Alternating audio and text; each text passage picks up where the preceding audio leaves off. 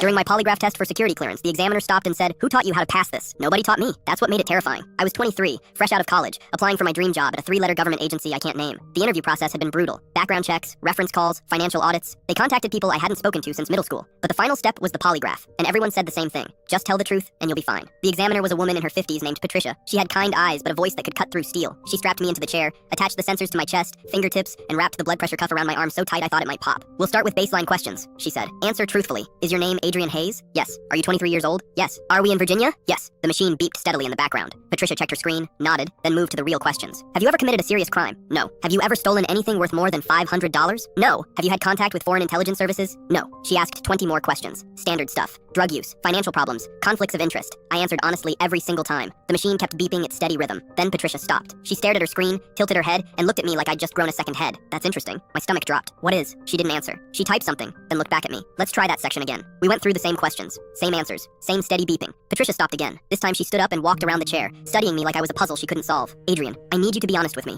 Who taught you how to pass this test?" My heart started pounding. "Nobody taught me anything. I'm just answering the questions like you told me to." "You're doing more than that. I don't understand." She sat back down and leaned forward. "In 15 years of administering polygraphs, I have never seen readings this flat. Your heart rate doesn't spike. Your breathing doesn't change. Your skin conductivity stays constant. It's like you're not even human." I felt my hands start to shake. "I'm just telling the truth. That's the problem. Even people telling the truth show physiological responses. Stress, nerves, anxiety about being judged. You're showing nothing. It's statistically impossible unless you've been trained." I didn't know what to say. I wasn't trained. I was just sitting there answering questions. Patricia made a phone call. 5 minutes later, 2 men in suits walked into the room. They didn't introduce themselves, but their badges said Department of Defense. One of them looked at Patricia's screen, then at me. "Run it again. Different questions." Patricia asked me things I wasn't prepared for. Personal things. Embarrassing things. Questions designed to provoke a reaction. I answered them all honestly, and the machine kept its steady rhythm. The 2 men exchanged a look. "Adrian," one of them said, "we need you to come with us." I thought I was getting arrested. Instead, they took me to a different building, a medical facility. They ran tests. MRI, EEG, blood work. They asked me about my childhood, my health history, if I'd ever been hospitalized. After 6 hours, a doctor sat down across from me. "You have a condition," she said. "What kind of condition?" "Your autonomic nervous system doesn't respond to stress the way most people's does. It's extremely rare. We've only documented a handful of cases worldwide." I blinked. "Is that bad?" "Not medically, but it means you can't take a standard polygraph. Your body doesn't produce the physiological markers we use to detect deception." "So what does that mean for my clearance?" She paused. "It means we can't use the polygraph to verify your answers. We'll have to rely on other methods." I thought my career was over before it started, but 3 weeks later, I got a call. They'd approved my clearance. Turns out, they'd done the most thorough background investigation in the agency's history, interviewed everyone I'd ever known, reviewed every document I'd ever signed, analyzed my financial records going back to my first bank account at age 12. When I showed up for my first day, Patricia was in the hallway. She stopped me. "I looked into your condition," she said. "Read the research papers. It's fascinating." "Yeah, apparently I'm medically incapable of freaking out." She smiled. "That'll serve you well in this line of work." She was right. 10 years later, I'm still here. And whenever someone asks me how I handle high-pressure situations, I just shrug. Turns out, I was literally born for this job. The irony is, I spent my whole life thinking something was wrong with me. Teachers said I was too calm. Friends said I never got excited about anything.